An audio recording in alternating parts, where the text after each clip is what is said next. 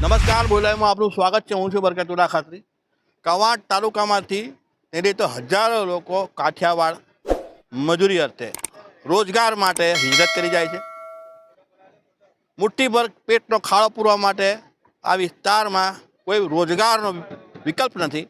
તેના માટે લોકો અહીં રોજગાર ન મળતા બહાર 400-300 કિલોમીટર દૂર અન્ય પ્રાંતમાં જ્યાં ખેતી છે, જ્યાં પાણી છે, તેવા વિસ્તારમાં મજૂરી કરે છે. એવો ભાગે ખેતી એમ કહેવામાં આવે છે, શબ્દો એવા ઉચ્ચારવામાં આવે છે. ખરેખર એમને ભાગ આપવામાં આવે છે, એમને મજૂરી આપવામાં આવે છે. શું છે આપણે નથી જાણતા. એ બાબતની ચર્ચા કરવા માટે અહીં આપણે આવેલા છે.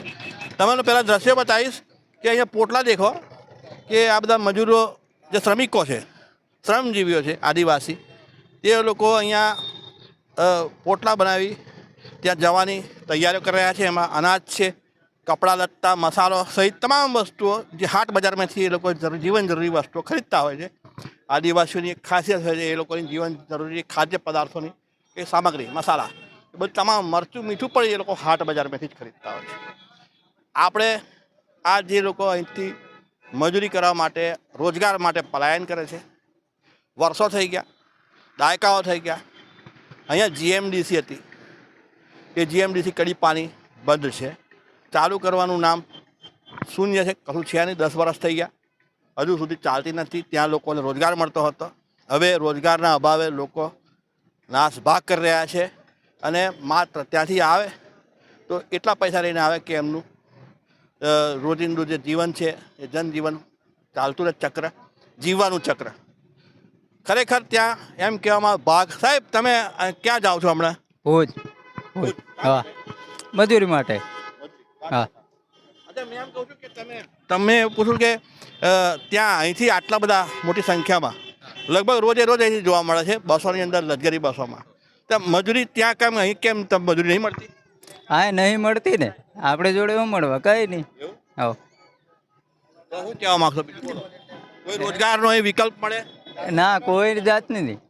કોઈ તમે શું અપેક્ષાઓ શું છે કે ભાઈ સરકારથી તમારી શું અપેક્ષાઓ છે? જે આપણે ઉમેદવાર છે, ચૂંટણી આવી છે, તો આપણે એક મેસેજ પણ મળવો જોઈએ કે અહીંથી જે હિજરતીઓ જાય છે બહાર મજૂરી કરવા માટે, શ્રમજીવીઓ, તેઓને શું સુવિધાઓ મળવી જોઈએ, કયા પ્રકારની એમને રોજગારનો વિકલ્પ મળવો જોઈએ? આપણે શું કહેવાનું કે દેખ, બધા રીતે છે ને, બધાને મળે એવી રીતે બધાને મળવું જોઈએ. બધાને મળવું જોઈએ વ્યવસ્થિત. સ્થાનિક કક્ષાએ જો ઇન્ડસ્ટ્રી હોય મોટી, અહીં રોજગાર મળે તો કોઈ હિજરત કરીને જાય બહાર? ના જાય ને. આટલા બધા માણસો જાય, એ કોઈ નહીં જાય ને, ના જાય ને.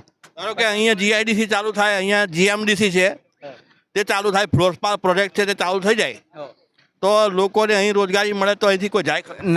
ના જાય ને કોઈ. ઘણા એમ કહે છે કે અહીંયાથી લોકો જાય છે તો એમને ભાગ આપવામાં આવે છે, એટલે લોકો ખૂબ રૂપિયા કમાઈને આવે છે. તો ખરેખર તો એ રૂપિયા કમાઈને આવે છે? તો શું કમાવ, આપણે મજૂરી કરવાની, ખેતરમાં કામ કરીએ એ રીતે કરવાનું. એ લોકો ભુજ જઈને આવે છે કે બહાર જઈને આવે છે, કાઠિયાવાડ, રાજકોટ, તે લોકો અહીંયા એમની સ્થિતિ શું હોય છે? એમના ઝૂંપડા હોય છે કે ભાઈ એમના ઘરો પાકા હોય છે? શું હોય? કઈથી પાકા હોય? જે ઝૂંપડા છે ને એ જાય બહાર. હો. શું નામ તમારું? રાકેશ. કયું ગામ? ડુંગર ગામ. રાઠવા. હા, રાઠવા. થેન્ક યુ સાહેબ. બીજું કંઈ કહેવું છે?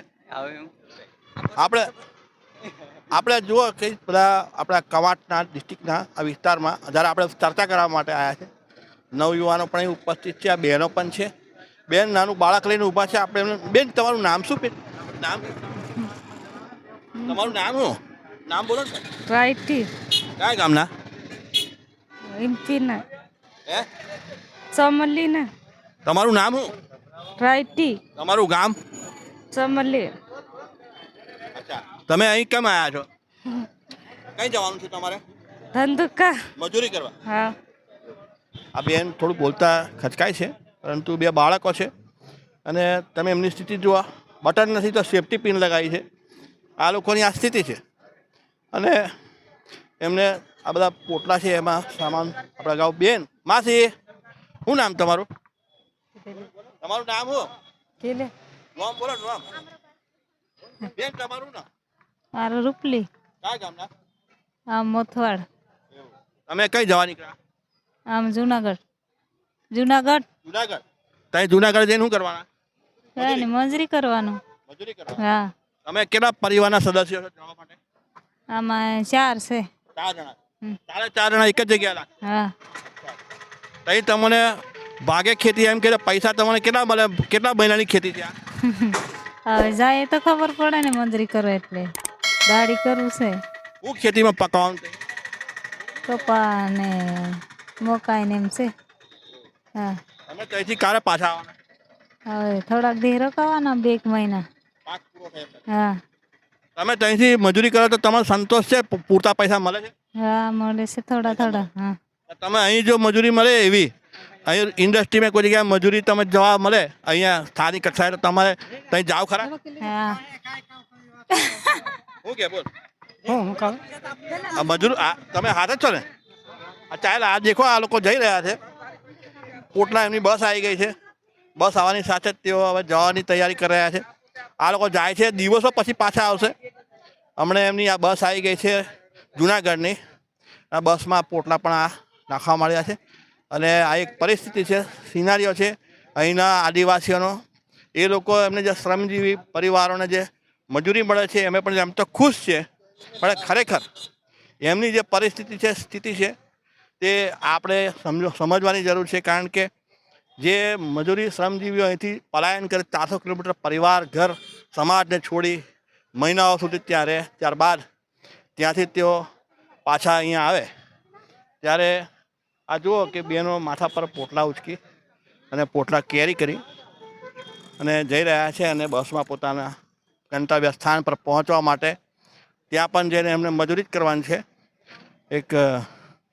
આ એક ગંભીર બાબત છે અહીંની કે લોકો અહીંથી શોખ માટે નહીં જતા તે લોકોની મજબૂરી છે આર્થિક વ્યવસ્થાઓ આર્થિક કમજોરી અવદશા એને લીધે પેટનો મુઠ્ઠી પર ખાડો પૂરવા માટેની આ દળબદલ છે આ દોડ છે તેઓને 400 કિલોમીટર દૂર સુધી જઈ મજૂરી જ કરવાની હોય છે સ્થાનિક કક્ષાએ જો ઇન્ડસ્ટ્રી મળે અહીંની જે ઇન્ડસ્ટ્રી બંધ છે તે ચાલુ કરવામાં આવે તો પણ આ પરિવારો પૈકીના અસંખ્ય લોકોને રોજગાર મળે અને આ દળબદલ પણ બંધ થાય થેન્ક યુ જો આપે બોલેલા યુટ્યુબ ચેનલ સબસ્ક્રાઈબ ન કરી હોય તો સબસ્ક્રાઈબ કરી બેલ આઇકન જરૂર દબાવશો